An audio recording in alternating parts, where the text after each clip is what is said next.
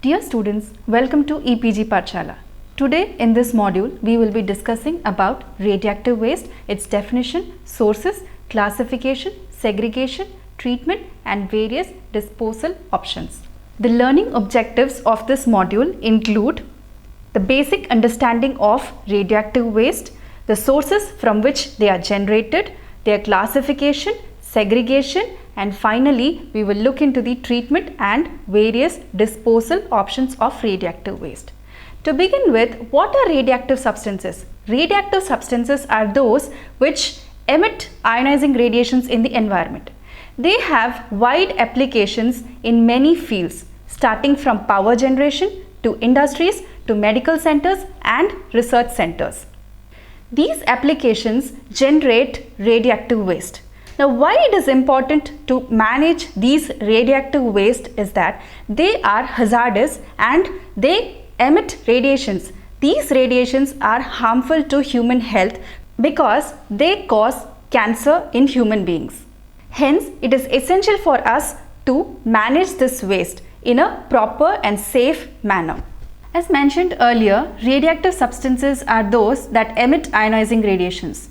They are categorized as hazardous waste because their prolonged exposure leads to radiations causing damage and death of living organisms. They persist in the environment for a long period of time. The period in which radiation occurs is commonly measured and expressed as half-life. Half-life means it is the time required for the radioactivity of a given amount of a substance to decay to its half its initial value. Since the discovery of radioactivity, it has found its application in various nuclear energy utilizing programs and activities. There are basically two types of nuclear reactions which occur. One is nuclear fusion and the other one is nuclear fission. Nuclear fission is nothing but an atom is divided into smaller or lighter atoms numbering 2 or more. In nuclear fusion, fusion happens when small atoms 2 or more join or fuse together to form a large or heavy atom. Both these processes involves the generation of nuclear energy that results in vast amount of energy and radioactive elements. Now, all these processes results in the generation of radioactive waste, and radioactive waste are defined as waste products which emit nuclear radiation and are contaminated with radionuclides at high levels of activities or concentration beyond the established permissible limits with no anticipated use. They are generated during operation, maintenance and decommissioning of nuclear and radiation facilities. Radionuclides in the waste may exist in either solid, liquid or gaseous form depending on their physical and chemical properties. They need proper management in a safe manner to protect human health and environment from the effects of ionizing radiation. Now, let's look into the sources of radioactive waste. Now, radioactive waste are generated from nuclear power plants. As we all know, in recent times, nuclear energy is gaining more importance because of depletion of fossil fuels. Next important source from where radioactive wastes are generated is hospitals, including veterinary medicine. The radioactive substances are used in radioassay, clinical diagnosis and radiotherapy. Next, the biomedical research facilities also use these radioactive waste in developing and labeling of radiolabeled compounds, study of metabolic, toxicological and environmental pathways of various drugs, pesticides, fertilizers and other chemicals. Test animals, when involved, also result in radioactive substances in their excreta, carcasses and bedding. Further, the clinical process development and testing also results in generation of radioactive waste. From industry, the radioactive substances are generated from oil exploration and well logging, quality control, water treatment, sterilization, food irradiation, luminous devices and electronic valves. These radioactive wastes are also generated from smoke detectors and lightning rods. In defense also, these radioactive substances are used in gaseous tritium lights, equipment and instruments coated with luminous paints. Now let's look into the classification of radioactive waste. Based on the safety assessment for disposal site and radiological classification, radioactive wastes are classified as exempt waste, which is designated as EW. This is defined as waste that meets the criteria for clearance, exemption or exclusion from regulatory control for radiation and protection purposes. These classifications are provided by IAEA. IAEA is nothing but International Atomic Energy Agency. Second type of classification is very short-lived waste, which is designated as VSLW. These are waste that includes waste that are short-lived with short half-lives. They are used in research and medical purposes. They can be stored for decay over a limited period, that is up to few years, and later disposed of as uncontrolled disposal. Next type is very low-level waste, VLLW. The waste that does not meet the criteria of EW, that is exempt waste, and do not require a high level of containment and isolation is categorized as very low level waste. They are suitable for disposal in near surface landfill type facilities with limited regulatory control. Examples of this type of waste include soil and rubble with low levels of activity concentration. If the concentration of longer lived radionuclides in very low level waste are generally very limited. Next type of classification is low level waste, designated as LLW. Now, waste containing long lived radionuclides in little amount and is above clearance level. These are categorized under this particular waste. It also includes short-lived radionuclides with high concentration. These wastes require isolation and containment for periods of up to a few hundred years. Now, disposal for this particular waste should be done in a safe, engineered landfill near surface facilities. The next classification is intermediate level waste, designated as ILW. Now, wastes that require complete isolation and a greater degree of containment are included in this category. They contain long-lived radionuclide and emit alpha radiations. Disposal should be done at depths of the order of tens of meters to a few hundred meters. There is no need of any provision for heat dissipation when intermediate level waste are disposed of. The last category of radioactive waste is high level waste, which is designated as HLW. Long-lived radionuclide and waste that possess high levels of activity with concentration high enough to generate significant quantities of heat during the radioactive decay process are included under this category. These wastes are more harmful and hence should be disposed in deep and stable geological formations, usually several hundred meters below the Earth's surface. Now, we will look into the management aspects of radioactive waste. Radioactive waste contaminate air, water, soil, and consequently vegetation that eventually affect public health and environment adversely.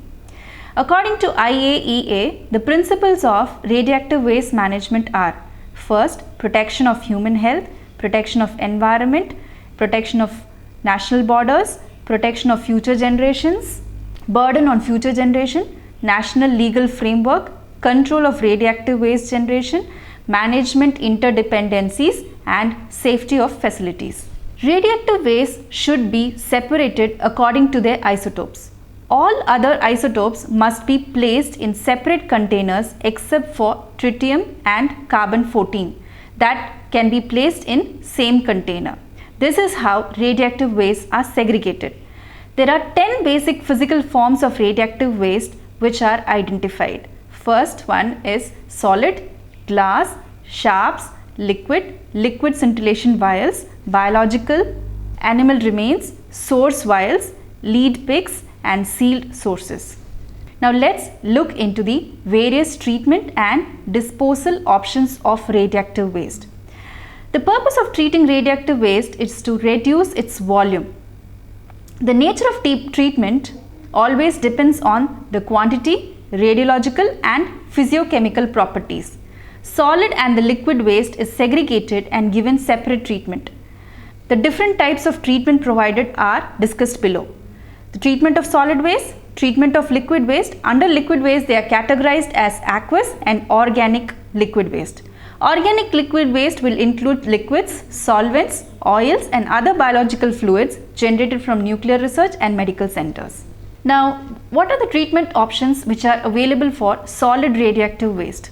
Now, before treatment, the solid wastes are segregated into combustible, compactable and non-compactable forms. The purpose of solid waste treatment is to reduce the volume of waste and make it suitable for storage and transport. The process used include, first one, shredding. The waste will be reduced or shredded into small pieces. This will reduce the void space and is particularly effective when wastes are to be compacted. Second type is crushing. This is used for size reduction of friable solids. Examples of friable solids are glass, concrete, ceramics, etc. Normally, mill, grinder and crushing machines are used for crushing these waste. The third type is cutting. This is done for items like metals or plastics. The size is reduced for storage, transport or incineration. The cutting is done either in the dry state inside the cells or with conventional tools under water. Plasma jets, laser torches or explosive fuse cutting are also used for cutting the solid radioactive waste. Now, compaction is one another type the solid wastes are treated. By this process, volume of waste is reduced and concentrated. The volume reduction to a factor of 3 to 10 can be carried out by this process. Conventional and super compactors are generally used for compaction process. In conventional compactors, plastics, paper, absorbent material and cloths are compacted, whereas in super compactors, metal, pipe, wood are compacted. Now, after these preliminary steps, the material is incinerated. Incineration is a process where the waste is combusted at high temperature of around 900 to 1100 degrees Celsius. It reduces the volume of waste by 90% and the end products produced include ash, carbon dioxide, water, sulfur dioxide, oxides of nitrogen and HCl gases. Since it reduces the volume of waste by 90%, it minimizes the requirement of the land for disposal of waste. Now, incineration is used for reduction of both solid and liquid radioactive waste volume. Now, the limitation of this process include it requires an off-gas filtering system. Second, a pre-treatment is also required. Example, thickening and dewatering of liquid waste. Dewatering is nothing but removing the liquid part and the solid part is used in the incineration process. It also involves high cost because this process is energy intensive. The emission control units are to be fixed in these incinerators to control particulates, sulfur dioxide, oxides of nitrogen and other products of incomplete oxidation. This will also minimize the problems of air pollution. And finally, the last limitation include volume of secondary waste generation is also very high from incinerators. Now, let's look into the treatment options of aqueous liquid radioactive waste. The treatment process involved in treating the aqueous liquid waste are discussed below. First treatment process is ion exchange or sorption.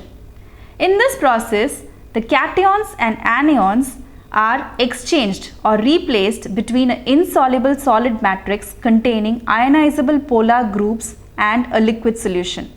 When the ion groups are negative, the exchange will involve cations, and when they are positively charged, they involve anions. Ion exchange is a reversible process and these exchanges or exchange resins can be regenerated. If the exchanges is saturated, then they are replaced with new resins. The old exchange resins are then treated as solid radioactive waste. The materials in general which are used as ion exchange resins include natural ion exchangers and synthetic materials. Clay, zeolite, cellulose, charcoal and collagen are examples of natural ion exchangers, and zeolites, hydrous oxide gels of metals or organic resins formed by highly polymerized cross-linked hydrocarbons containing ionic groups, example sulfonic acid, carboxylic acid, amino groups, etc. are categorized as synthetic ion exchange resins. The next type of treatment option is chemical precipitation. Under this, the low and intermediate level radioactive wastes are treated. They are used for removing waste with low and intermediate level radioactivity that are produced from fuel reprocessing facilities, research laboratories and power stations. This method is simple, economical, with a large potential to treat huge amount of liquid effluents. This process also requires pre-treatment such as pH alterations, oxidation of organic contaminants, decomposition of complex species and alteration of ionic species. Next type of treatment process for treating aqueous liquid radioactive waste include evaporation.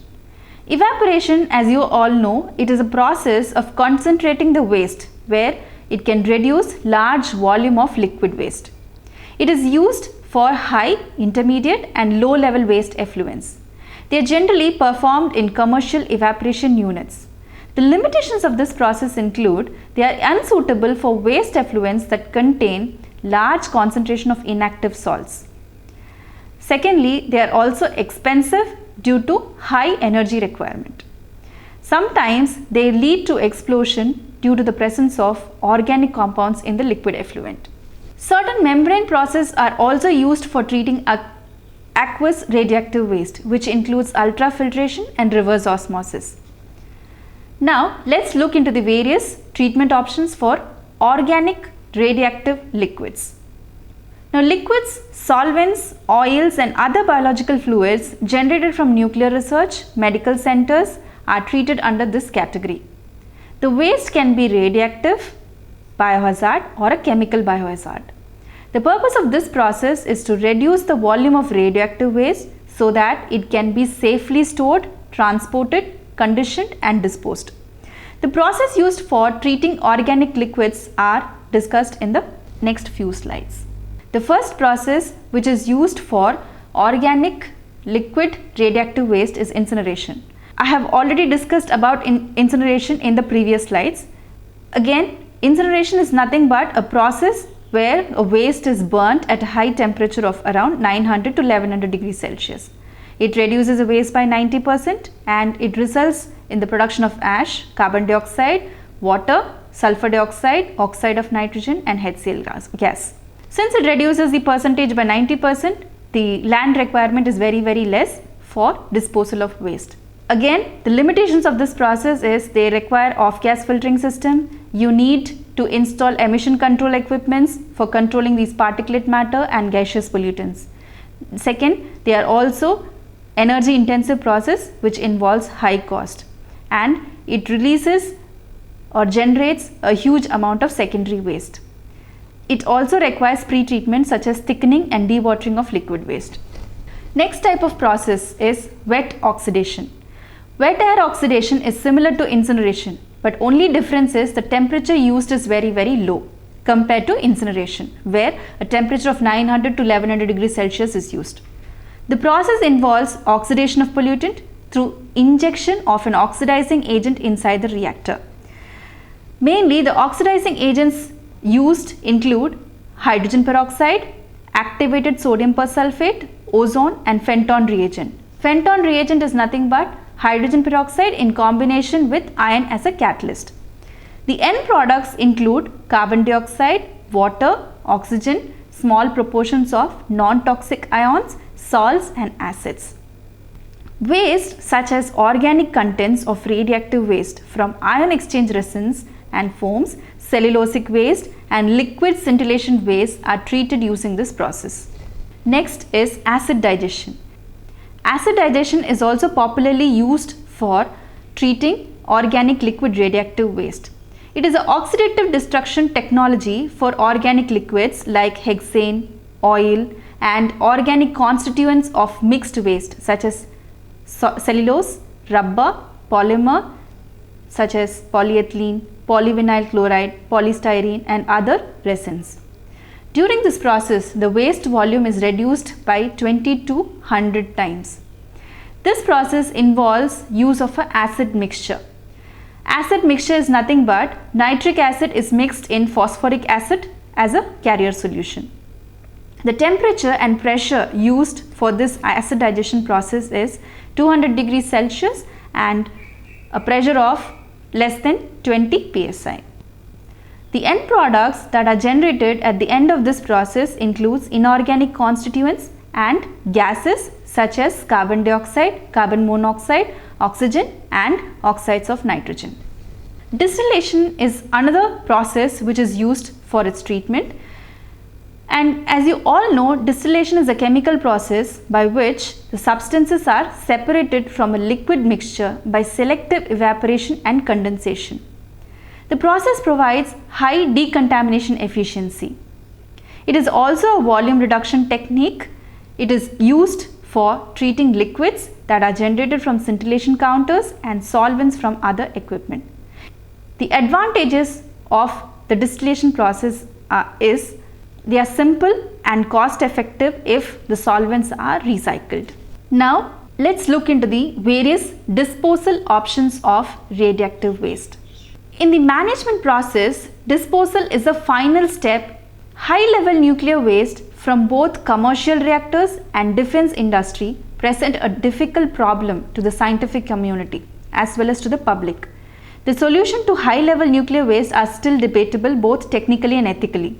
There are numerous proposals for disposing of high-level nuclear waste. However, the most favored solution for discarding the radioactive waste is sorting out radioactive waste from man to avoid unwanted radiation exposure.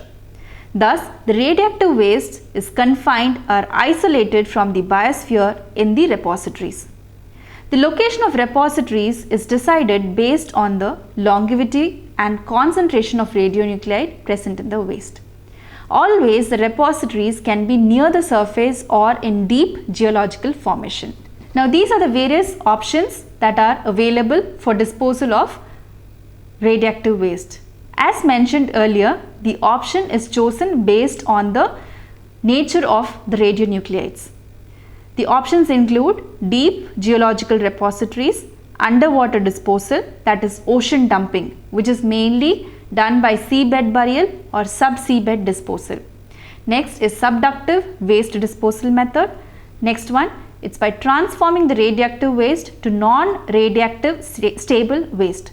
Finally, it is a solar option, which is nothing but dispatching to the sun. These options require serious studies and technical assessments. Now let's look into these disposal options in detail. Now first one, the geological disposal. For handling long-lived radioactive waste, disposal in the form of geological disposal in deep geological formations are used. Whether it might be under continental crust or under seabed, this method has been recognized since 1957. Deep geological disposal involves introducing waste packages in underground structures in an impermeable geological medium having favorable properties in terms of geological stability, hydrogeology, geochemistry and response to mechanical and thermal stress. The chosen media must avoid areas of exceptional interest, that is underground water resources, and these structures must be located at least 200 to 300 meters below the ground surface. This will avoid the effects of erosion and human intrusion. This picture depicts the geological deposition. You can see the radioactive wastes are deposited below 300 meters. Here the wastes are contained in canisters and then they are buried at this depth. The deep geological sites offer a natural isolation from the system. They can be stable over thousands of years to hold long-lived radioactive waste. The low-level radioactive waste is normally disposed of near the surface or in old mines. Likewise, the high-level radioactive waste is disposed in host rocks that are crystalline or salty or tough. In countries where high level radioactive waste is minimal, always there is a provision for storage facility. Once the collection is over, then it can be disposed of. Second type of disposal method is underwater disposal. In underwater disposal, normally the spent nuclear fuels are disposed of in underwater. The underwater disposal is done by two methods. One, dumping containers of radioactive waste into the ocean, and second one is sub-seabed disposal. The main reason of using this underwater disposal for spent nuclear fuel is to isolate them from human contact and the environment for a long period of time. This might avoid the release of harmful radiations. See, this figure shows how the nuclear waste are sealed in these canisters and then buried in the underwater. Now, this method is being used by many industrial countries like USA, France, Great Britain, etc. They have been dumping the radioactive waste in oceans, which they consider to be a least expensive method. Especially USA, they have dumped around 1,12,000 containers of nuclear waste at 30 locations in the Atlantic and Pacific Ocean. USA has stopped sea dumping of spent nuclear fuel since 1980s. Although the practice has been prohibited by many countries, Russia, which is producing almost 60% of world nuclear energy, still continues to dispose of its nuclear waste into the ocean. Next type of disposal is sub-seabed disposal. Seabed disposal is different from sea dumping. It does not involve separation of low-level radioactive waste within geological strata. The deep ocean floor is a part of a large tectonic plate situated 5 km below the sea surface, and it covers around hundreds of meters of thick sedimentary soft clay. These sections are usually deserted. It looks like desert and it supports no life. Thus, such areas are chosen for sub-seabed disposal. Sub-seabed disposal is complex and it involves two methods. One, creating a repository with the possibility of retrieval of spent nuclear fuel, and second one is everlasting burial. This is next type of disposal option. Transmutation of high-level radioactive waste. Transmutational devices that consist of a hybrid of a subcritical nuclear reactor and an accelerator of charged particles are used to destroy radioactivity by neutrons. Destroy cannot be the proper word. What is effected is that the fission fragments can be transmuted by neutron capture and beta decay to produce stable nuclides. Transmutation of actinides involves several competing processes: neutron-induced fission, neutron capture, and radioactive decay. A large number of neutrons produced in the spallation reaction by the accelerator are used for destroying the radioactive material, which is kept in the subcritical reactor. This scheme is not been practically demonstrated so far, and it is not cost effective. This is the next type of disposal method. It is called a subductive method. This is the latest technology in waste disposal, the radioactive waste disposal. It is a single feasible means of disposing radioactive waste that guarantees non-return of relegated material to the biosphere. Simultaneously, it affords inaccessibility to abolished weapon material. The principle behind this is it eliminates the material from the biosphere as faster or as earlier as possible. It is considered the safest, the most sensible, most economical, most stable long-term, most environmentally benign, and most completely obvious place to get rid of nuclear waste, high-level waste or low-level waste in deep oceans that cover 70% of the planet. Subduction process is a process where one tectonic plate slides beneath another and is ultimately reabsorbed into the mantle. The subductive waste disposal also follows a similar method, where high-level radioactive waste repository in a subducting plate so that the waste will be carried beneath the earth crust, where it will be diluted and dispersed through the mantle.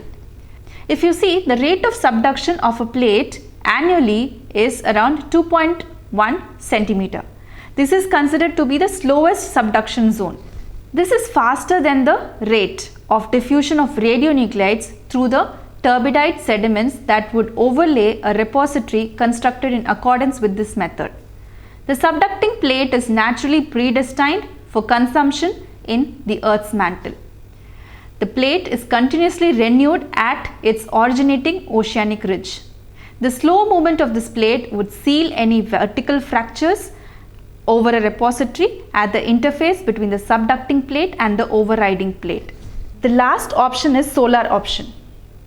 It is proposed that the surplus weapon, plutonium and other highly concentrated waste might be placed in the Earth orbit, and then it can be accelerated so that the waste would drop into the sun. Although it is theoretically possible, it involves vast technical development and extremely high cost compared to other means of waste disposal. It is a robust waste containment, and it is required to ensure that no waste would be released in the event of failure of the space transport system. So now this table will summarize the different classification of waste, from where it is originating, and finally the disposal options. In previous slides I have already mentioned about the low level, intermediate level and high level waste, and also the different disposal options are given here. To summarize, today we have discussed about the radioactive substance, its ionizing radiations, the harmful effects, also the application in which the radioactive substances are used, and how radioactive wastes are generated from various sources. Now, after this, we have also discussed about the classification of this radioactive waste as provided by IAEA. Later, we also discussed about the various treatment and disposal options, where the disposal options are always near the surface or below, deep below the earth surface. It can be below the earth surface or it can be under the water. From this module, you can understand the seriousness of radioactive waste and the importance of disposing it off in a proper and safe manner. Thank you.